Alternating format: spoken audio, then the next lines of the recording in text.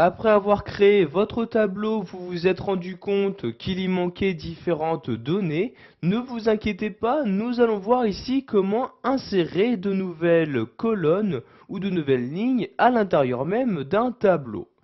Donc pour commencer, nous allons voir comment insérer une nouvelle ligne. Donc comme vous pouvez le voir ici par exemple, pour cette ligne-là, il en manque une donc pour nous afficher l'identifiant numéro 11. Donc je vais donc ici tout d'abord sélectionner la ligne se trouvant en dessous. Donc je fais un clic droit sur cette ligne-là et je clique ici tout simplement sur insertion comme ceci.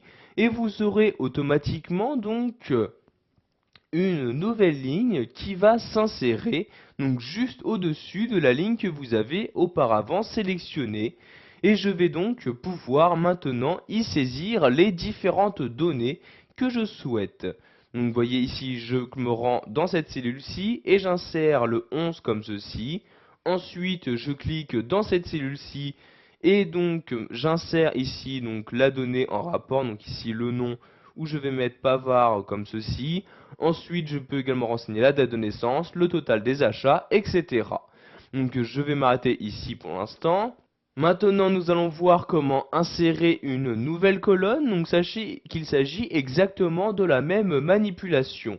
Vous devez tout d'abord sélectionner donc la colonne qui se trouvera après cette nouvelle colonne. Donc je vais prendre ici celle-ci pour insérer une colonne où je vais mettre ici les prénoms.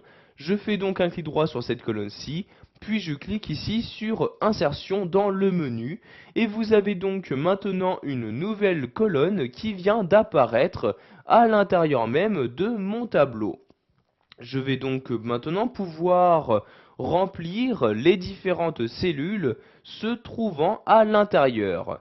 Donc ici à la place de colonne 1, je vais mettre prénom comme ceci, j'appuie sur la touche entrée et je vais ici insérer donc les différents prénoms donc des différentes personnes ayant effectué des achats. Pour finir, nous allons voir qu'il est possible d'insérer plusieurs lignes ou colonnes très rapidement.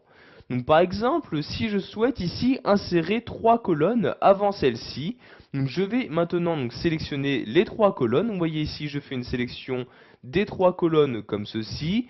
Je fais ensuite un clic droit ici donc sur ma sélection et je clique ici sur insertion. Et comme vous pouvez le voir, vous avez donc automatiquement trois colonnes qui ont été insérées juste avant, donc ici la première sélectionnée. Voilà, vous savez maintenant comment insérer des lignes ou des colonnes dans un tableau qui a déjà été créé dans Excel 2010.